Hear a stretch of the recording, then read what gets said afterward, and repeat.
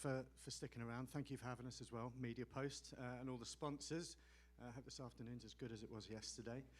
The theme for the next 10 minutes, I'll make sure I wrap up in time for those golfers to catch your bus, is adapt for now and plan for next. We've spent the last 3 years waiting for the new normal. This probably wasn't what we hoped for, the way things are going now, but this is the opportunity to lay the groundwork for when the recovery comes, because it will come. It's all cyclical, right? So I'm Alex Wright, Global Insight Director at Blis. I've been with the business about 6 years. We were founded nearly 20 years ago, headquartered in the UK, but have offices over here in New York, Chicago. You see Jonathan at the back there, give a little wave. We also have representation in Boston, Virginia, Atlanta, Texas, California. So we can do anything anywhere, really. And if you want to catch up with either of us after, we'll be, once we get off the fishing boat, we'll catch up with you all later on. So Blis, we're a DSP. Our heritage is all in location. It used to be as simple as we get the GPS signal or the IP address of a device, run that through the DSP and activate via mobile display. But the last couple of years have seen us evolve that approach to incorporate more input signals, so demographics, spend behavior, Experian personas, you name it. Again, run through the DSP, but a more sophisticated platform, and you can activate then across mobile, across web, all sorts of different formats, connected TV, digital out of home, and audio. But why location? It's our heartland. Behavior and location have gone hand in hand all through history, all through evolution. But really where it takes us to now is that it's a high fidelity signal of intent. It's a high commitment signal. To be able to have had to put on your shoes, and I've got to be careful with the language here, pants and trousers, you've got to make sure you have at least some form of decent wear on before you go and hit the stores. Right? It's a high fidelity signal of intent. It's another signal. Consider it alongside search, alongside social, alongside your own data, first party data. But we still believe location and physical location is of high importance, because even now, with the growth of e-commerce, which we can cater to as well, 85 cents in every dollar is still spent in store. The good news, what we see through location is behavior, our everyday behavior, so daily, weekly, monthly patterns, routines, habits. And the good news is behavior is predictable. The slightly less good news is decision-making is not. And it feels like a subtle nuance, but it's worth calling out. So if I'd asked a couple of years ago, people in the room, are you going to have lunch? Hopefully everybody would have said yes. If I'd have said, do you know if you're going to have the beef or the turkey or the vegetarian options, people would be less certain. And for all of us in the room, it's in our interest to be in those decision-making moments to provide the suggestion and the direction to win. And behavior is 93% predictable. A lot of academic research has gone into it. Professor Albert Laszlo Barabasi at Northeastern University is a network science team there, have done an enormous amount of work here, looking at the past decade, tens of thousands, hundreds of thousands of devices, and patterned the movement. So physical location, physical behavior is 93% predictable. And while I don't want to fall into the trap of assuming correlation is causation, about 95% of brain function is subconscious as well. So being able to almost bypass these conscious activities, incorporate yourself, your brand, your message into moments in the pathways of everyday life to win in those decision-making moments is what we're all in the business of doing. And what we've seen over the last few years is a disruption to behavior in some senses. But a lot of that disruption was short-term, temporary, and artificial, right? Mandated lockdowns, social distancing, mask wearing. So behavior changed, but the fundamentals of it that we've developed over eons, millennia, evolutionary timescales, again, have not rewired us. We're reverting back to the mean. We're traveling, we're flying in tin cans and getting in lifts together and stuff again. So behavior has changed, but it hasn't changed that much. And almost the second theme I'd like to cover here is through that behavior, and particularly, we've gone from nation to nation having petri dishes of experiments to see when things have shut down, when things have opened up, who comes back, who comes fastest, who comes back with the widest repertoire of activity, and who's lagging behind. And one of the things that, a trope, I suppose it is, a false axiom that we've kind of clung to in marketing is this of the 80-20 rule, Pareto's principle. The idea that 80% of your Ps come from 20% of your pods. And unfortunately, it's not true. It borders on truth. If you look over 5 years, 10 years, you get close to that 80-20. It's about 70-20. But if you look over a year, if you look over 6 months, if you look over a quarter or a 5 or 6 week campaign period, it's much closer to 50-20. So yes, your loyal customers, your high frequency customers, your return visitors are worth a huge proportion of sales, but it's not 80%. So 50% of your sales, I don't know how many Sharpies we have in the room, fans of Professor Sharp. I know you can divide opinion, but you'd be cranky too if you had one of the worst books printed to books read ratios in history. He says actually loyalty is a complete misnomer. There's a difference between loyalty and exclusivity. And actually most of your business, or an underestimated proportion of your business, comes from a much longer, lighter, impulsive, new, lower cadence version of customer.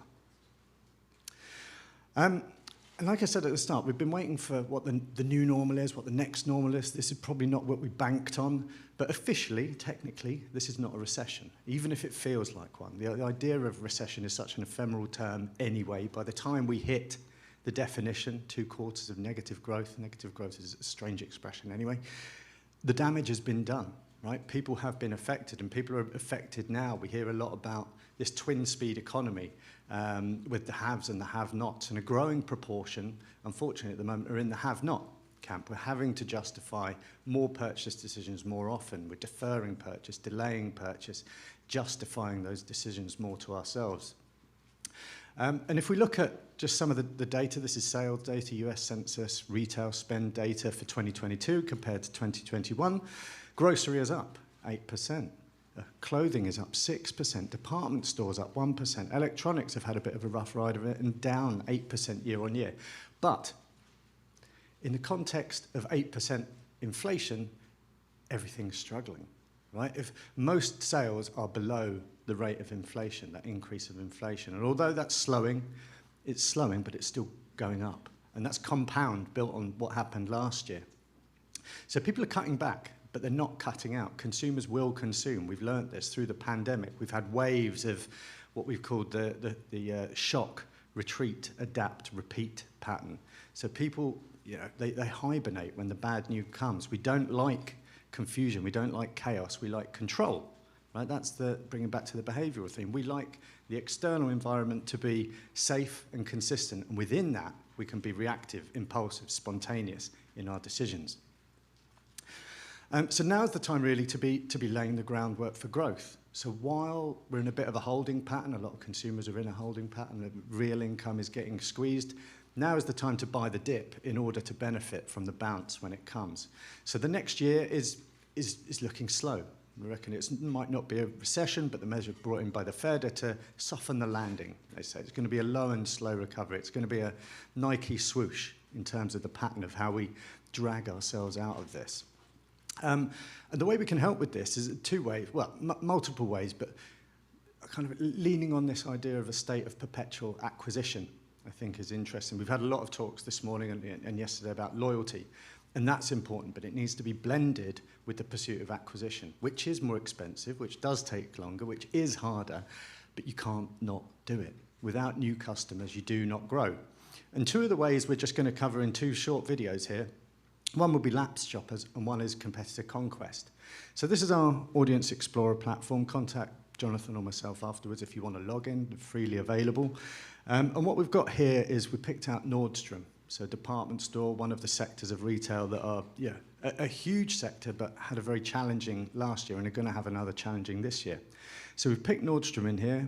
We've created 2 bespoke functions, so 2 pools of device collection, one from Q4 last year, so those at the back have no chance of seeing this at all, so I'll commentate as we're going through it. We pick up the high density and medium density areas of your shoppers from Q4, and we've got the and filter in here, and compare that to Q1. So where are we finding people, pockets of people, these cohorts of consumers that were active in your stores in Q4 and have been active again in Q1? We can zoom in, we can take a closer look. We've just got Houston here picked up as an example. We go in there. So pretty good retention. People are coming back quarter on quarter to these department stores. We can go back out and change the filter now to be able to compare those we saw in Q4 but have not now been seen in Q1. So these are now the hotspots of absence. So the shoppers you did have until recently but have not revisited, are they the ones that are going to be relatively low-hanging fruit while not net new consumers? They can be incremental transactions. Yeah, it's a game of inches, as they say. So these are the areas we can pick up. We can overlay the stores to a realistic drive time, because it's no use knowing who your audience are if they do not have the opportunity to convert. If we go into the second example, get another short video, and this is where it gets a bit more fun. Death by 1,000 cuts. If you can take a visit from a rival and apply that to yourself, that's a nice 6-point swing.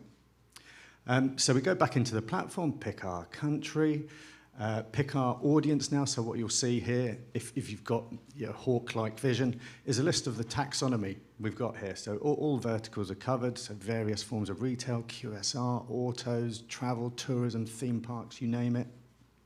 So we pick up Nordstrom, again in here. We've got the MasterCard integration there. I'm not going to dwell on that because we haven't got time today, but if you've got any questions, please do ask. And one of the big rivals for them in the department store category is Bloomingdale's. So we can put them into this side by side. We've filtered it here for, I think I've just picked a 5-mile radius, so pretty tight for people visiting these kind of stores. We put Bloomingdale's in there as a competitor, so we can look at the two side by side. We can go a lot deeper than state. We can go in zip code level, DMA level, depending on how you'd prefer to activate. Lock the filters and then look at the two side by side. Now this is okay, but it gets a lot more interesting when you can zoom in. So we're going to focus in on Los Angeles here as soon as the spinning wheels stop spinning. So if we take a little look, we've got Nordstrom on the left, we've got Bloomingdale's on the right. These are the hot spots for where the customers are coming from, the high density areas for finding your customers. That's fine. We can see fairly similar footprints. They're direct head-to-head competitors.